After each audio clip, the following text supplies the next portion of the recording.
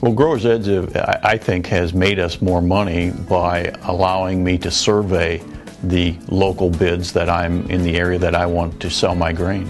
The local elevators and the ethanol plants know that this information is out there, so they've got to be competitive if they want to get the grain. You know, we've been able to maximize our return on our farm.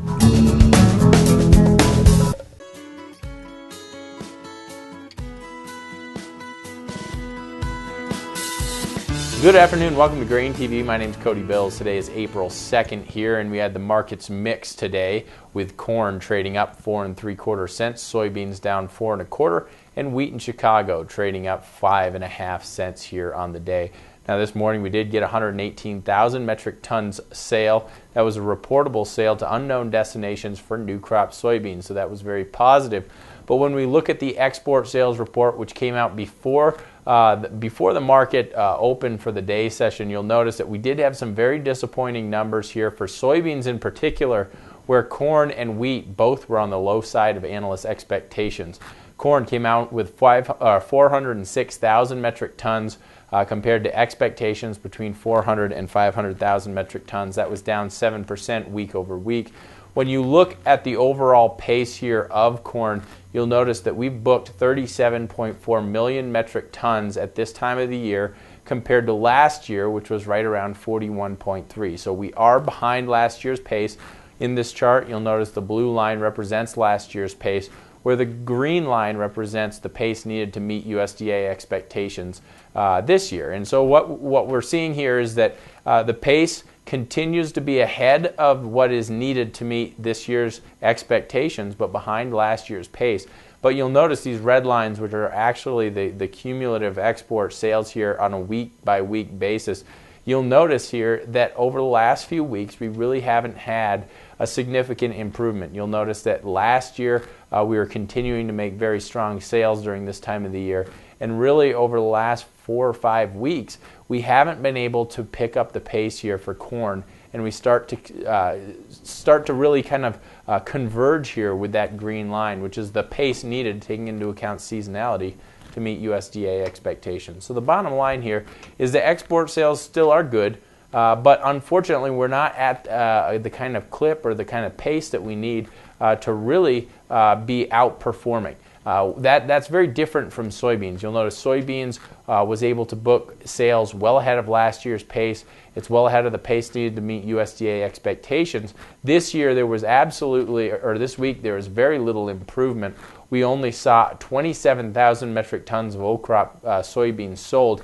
We were expecting to see a taper here. Last week we had very large export sales.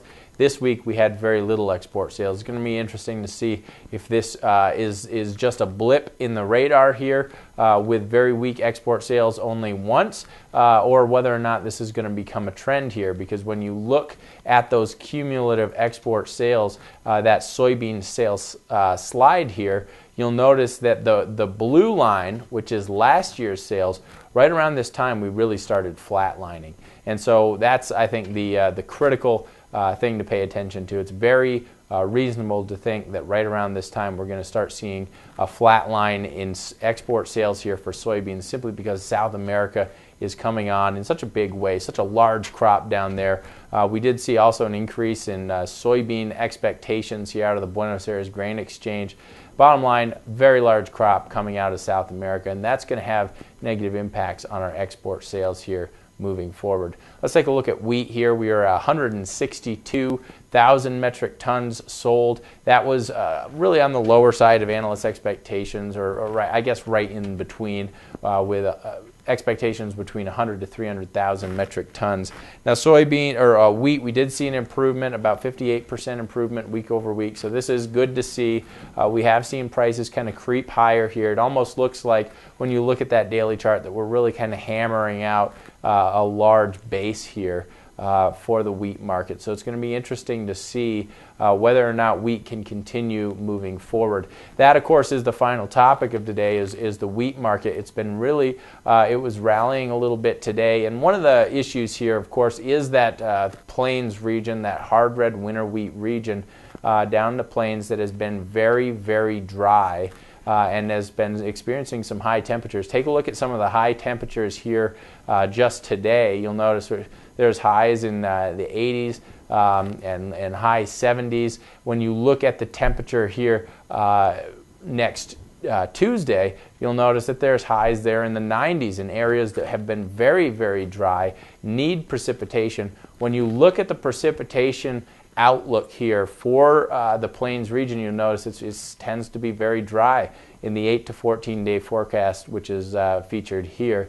You'll notice that there is dryness expected in that Plains region here during that time period. So that is very disappointing. Really, in the last 90 days, we've only received about a third of the rain that is typical for this region. So it's dry there.